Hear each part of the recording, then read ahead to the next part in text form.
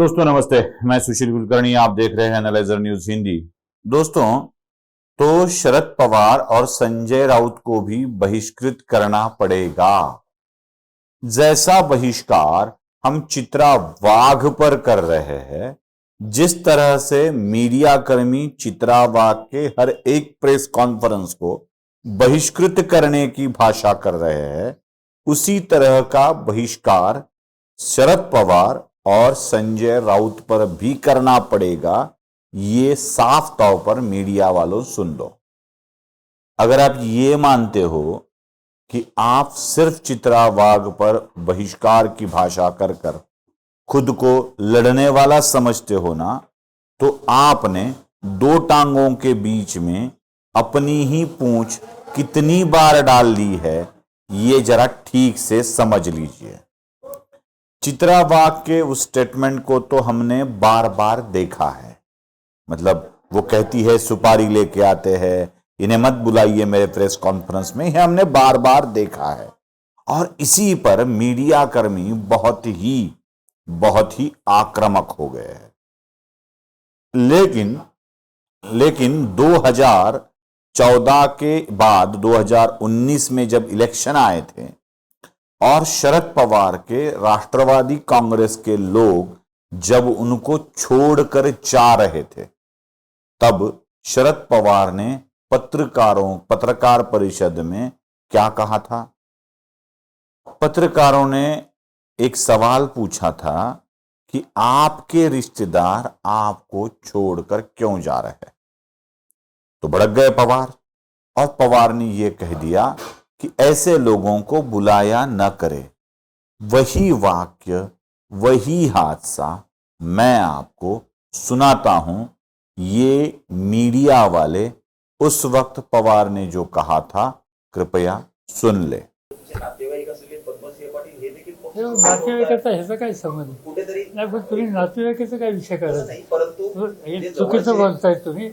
नातेवाईकांचा संबंध आहे की नाही, परंतु तुम्हाला असं बोलणार असेल तर मला बोलायचं, तुम्ही माफी मागा। नातेवाईक माफी मागा, नातेवाईकाचं काही कारण आहे का?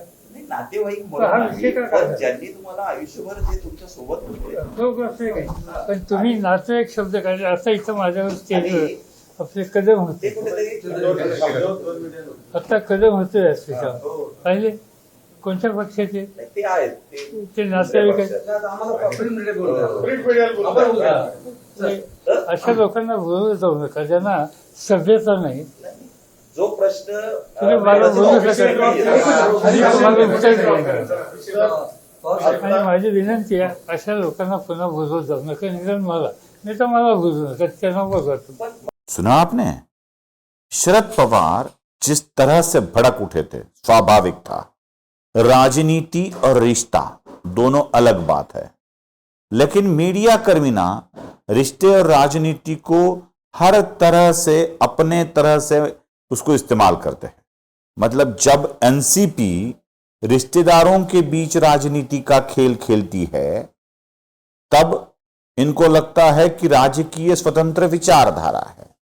लेकिन जब कोई दूसरा पक्ष, जैसे बीजेपी हो, जैसे शिवसेना का शिंदे गुट हो, जब ये राजनीति में एक परिवार के लोगों को अलग अलग करते हैं, तो उसमें परिवार को भंग करना समझा जाता है। सुषमा अंधारे के वक्त हमने देखा, वही चाल एनसीपी चीफ ने गोपीनाथ मुंडे के परिवार में दरार डालकर की थी। वही चाल जयदत्त क्षीरसागर और संदीप क्षीरसागर को अलग अलग कर की थी। वही चाल पंडित के घर में, गेवराई के बदामराव पंडित और शिवाजीराव पंडित की फैमिली में दरार डालकर की थी। यही चाल सातारा के भोसले परिवार में की थी। यही चाल सोलापुर के मोहिते पाटिल के परिवार में की थी।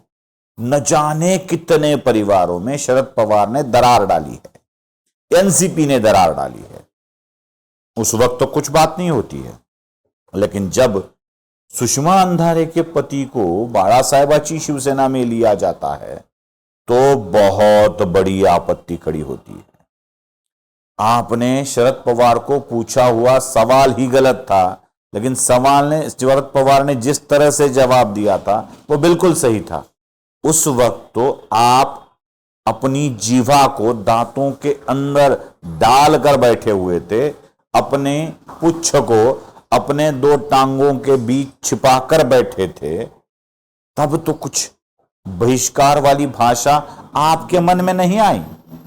लेकिन जब यही बात जब चित्रा वाघ बोलती है तो आप बहिष्कार वाली भाषा बोलने लगते हो। मतलब साफ ये है कि जब बीजेपी का कोई आदमी ऐसे बोलेगा तो आप उसके ऊपर टूट पड़ोगे।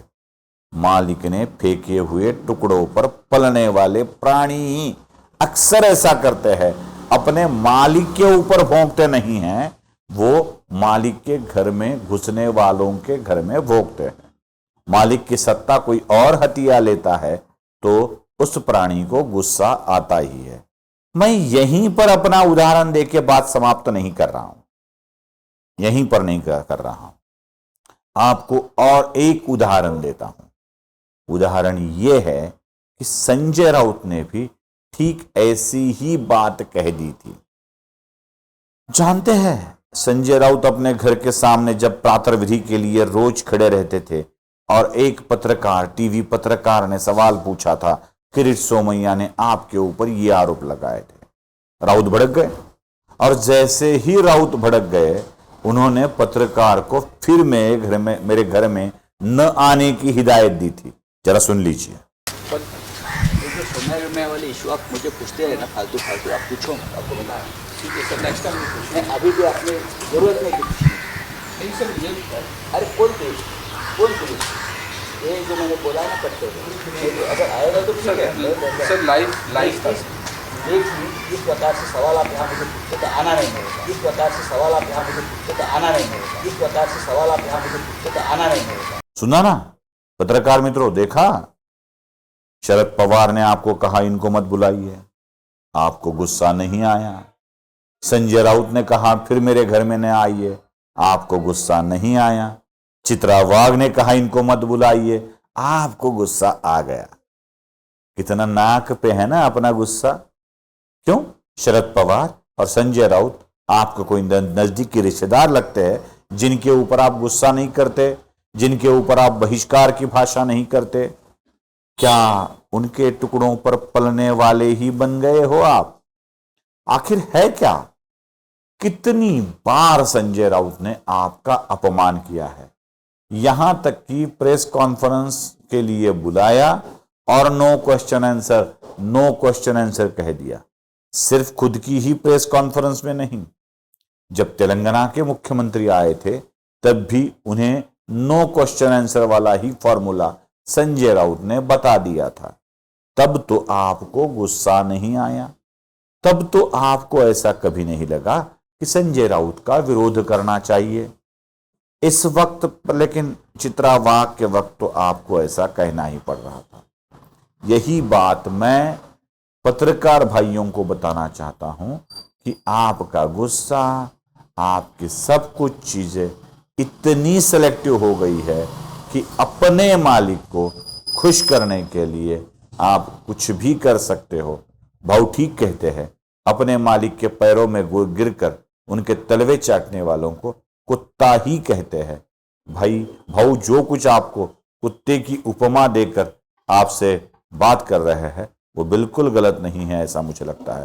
प्रेक्षकों, आप भी अगर मेरी बात से सहमत हो तो इसको लाइक कर दीजिएगा, अपनी बातें कमेंट में जरूर बताइएगा, चैनल को सब्सक्राइब जरूर कीजिएगा। हिंदी देखने वालों, मेरा एक अनुरोध है, जिस तरह से मराठी में आप एनालाइजर पे प्यार कर रहे हो उस तरह से हिंदी में जरा आपका प्यार कम दिखाई दे रहा है। अपने हिंदी भाषिक दोस्तों तक पहुंचने के लिए आप ही एनालाइजर न्यूज़ हिंदी को सपोर्ट कीजिए, उसको बहुत ज़्यादा अग्रेषित कीजिए। धन्यवाद।